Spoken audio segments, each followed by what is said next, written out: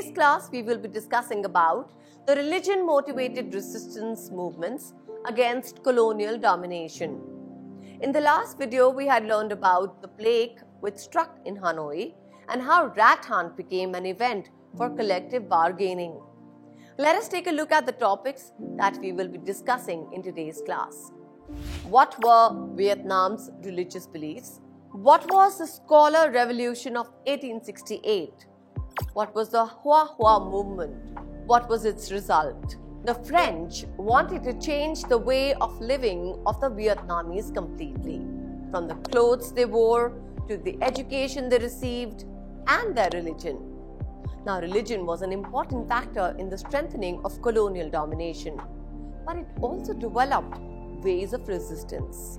To understand how religion played a role in these resistance movements, we first need to understand what was the religious composition of Vietnam. Vietnam's religious beliefs were a mixture of Buddhism, Confucianism, and local practices.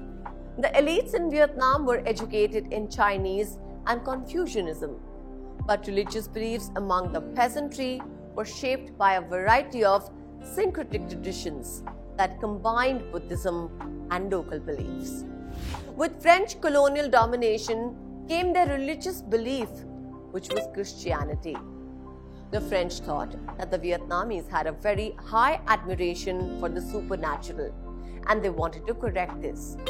The Vietnamese did not agree with this, and many religious movements were launched against the French, and one such movement was the Scholars' Revolt in 1868. This revolt was led by the officials at the imperial court as they were angered by the spread of Catholicism and the French power. This revolt was focused on two provinces, them being New An and Ha Tinh, where over 1,000 Catholics were killed. This movement was crushed by the French, but this uprising served to inspire other patriots to rise against them. Now, people just didn't believe in a few religions. There were many popular religions which were spread by the people who claimed that they had a vision of God. These people themselves were enough to inspire movements against the colonial rule.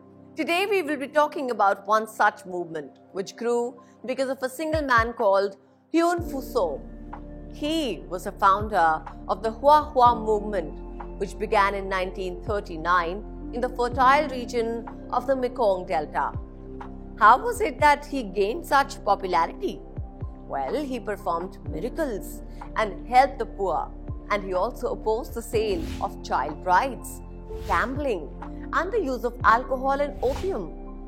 The French tried to suppress the Hoa Hoa movement by declaring him mad, and Huyen Phu So got famous by the name Mad Bronze and was put in a mental asylum. Now, there's an interesting thing which happened at the asylum where he was admitted. The doctors who were asked to declare him insane themselves became his follower. And finally, in 1941, he was declared sane by French doctors. Though in the end, he was exiled to Laos, and many of his followers were sent to concentration camps. Now, movements like these were not on the same line as other nationalist movements.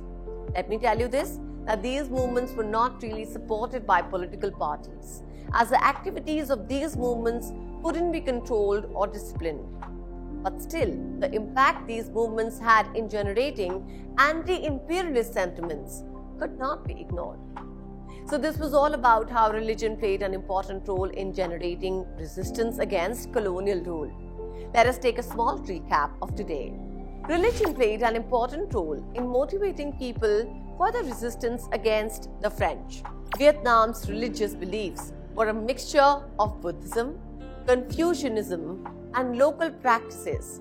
And with the French colonial domination came their religious belief, which was Christianity. The French thought that the Vietnamese had a very high admiration for the supernatural, and they wanted to correct this. This led to many resistance movements, one being the Scholars' Revolt in 1868, which led to the deaths of more than 100 Catholics. The next was a Hoa Hoa movement, whose founder was Huyen Phu So, which began in 1931 in the fertile region of the Mekong Delta. These movements were not really supported by political parties, as the activities of these movements couldn't be controlled or disciplined. But still, the impact these movements had in generating anti-imperialist sentiments could not be ignored.